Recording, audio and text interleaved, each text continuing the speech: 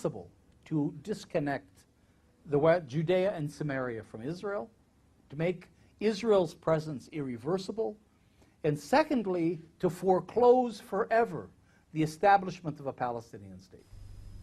The departure of Begin did not signal any significant change. His successor, Yitzhak Shamir, was a graduate in the same school of thought, hardline Zionism.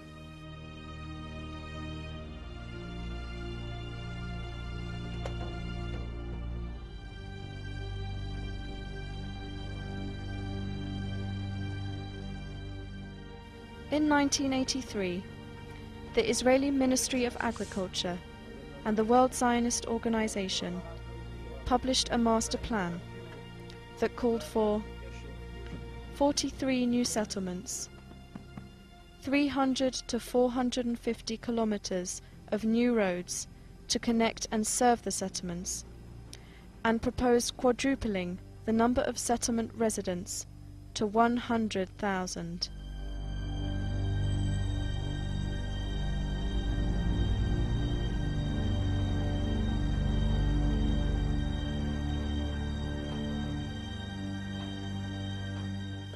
The successive Labour government, headed by Shimon Peres, continued building settlements.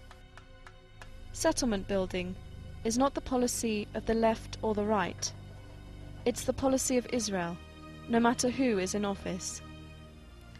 One after the other, each and every Israeli Prime Minister since 1967, with no exceptions, contributed to the building up of settlements.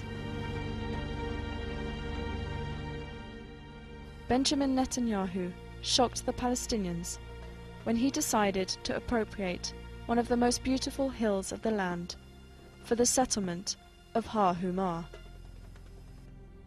This was the strongest signal to the Palestinians that Oslo was not working.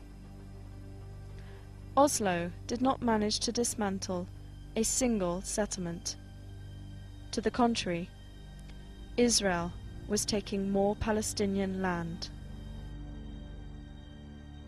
Ironically, after 1993 and the signing of the Oslo Agreement, Israeli policy toward the settlements took a drastic turn, which led to significant growth in the settlement's size and population. During the 7 years following Oslo, the settler population within the West Bank increased by 90%. The sharpest increase occurred in the year 2000, during the term of Prime Minister Ehud Barak. In terms of the population growth in the West Bank, and in terms of construction of permanent houses, apartments, infrastructure in the West Bank, those years were actually the mid-90s, the years after Oslo Agreement. When we were supposed to be building confidence, building trust between the two sides, to get to an end of conflict. However, Israel had something else completely in mind. They were trying to create facts on the ground in an unprecedented pace in order to dictate the outcome of the negotiations, and not reach a negotiated settlement. Prime Minister Barak in Camp David, he was claiming he's giving everything, giving the moon. But what an ugly moon it was. Following international pressure to stop settlement construction, the Israeli government began new tactics. Under the pretext natural growth, they expanded and fattened the existing settlements and connected them to each other and to Israel. The result is huge blocks like the ring of settlements in Jerusalem and the blocks of Ariel and Gush Etzion, which slice the land and block any possibility of a contiguous Palestinian state. The mastermind of this policy is Prime Minister Ariel Sharon.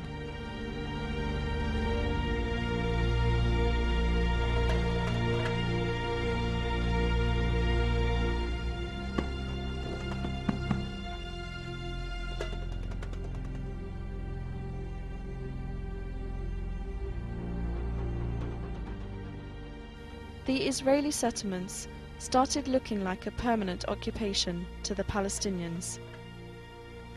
Hundreds of settlements and outposts scattered throughout occupied Palestine make the map of the West Bank look like Swiss cheese. The Israeli policy of creating permanent facts on the ground was working.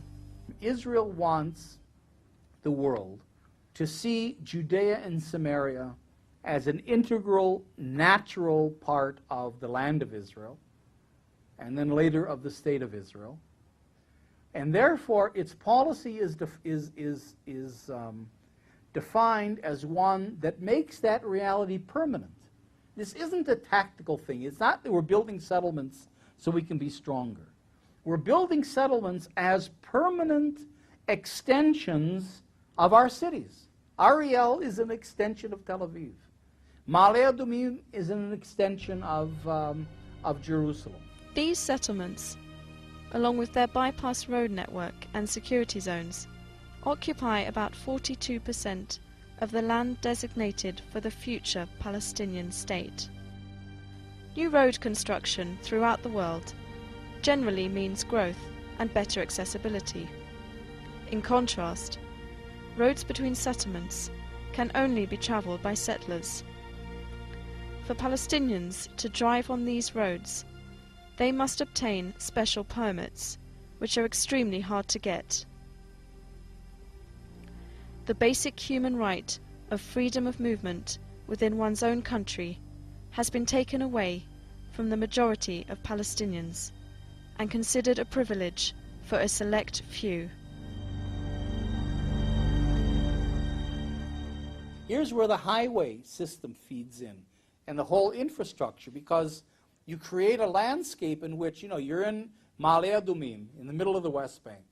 Well, but with a beautiful highway, you can go to Ma'ale Adumim, you can go home and back, you work in Jerusalem, home and back in 15 minutes, with a beautiful highway, never encounter an Arab, never, God forbid, you never go through an Arab village or neighborhood or anything else. You stay completely in a Jewish Israeli environment. So you come from Jewish Jerusalem, you go down the beautiful Jewish highway through a Jewish landscape of the land of Israel, which is all idyllic because you don't see Arabs. You get into your Jewish dormitory suburb, go to your Jewish swimming pool at the end of the day, and everything is normal. It's banal. It's not an issue. It's not political at all. The locations of settlements are chosen carefully. Most are located on the tops of hills and between Palestinian towns and villages. The majority of these settlements have no proper sewage system, leaving their wastewater to run through Palestinian agricultural land, causing great damage to the people and to the environment.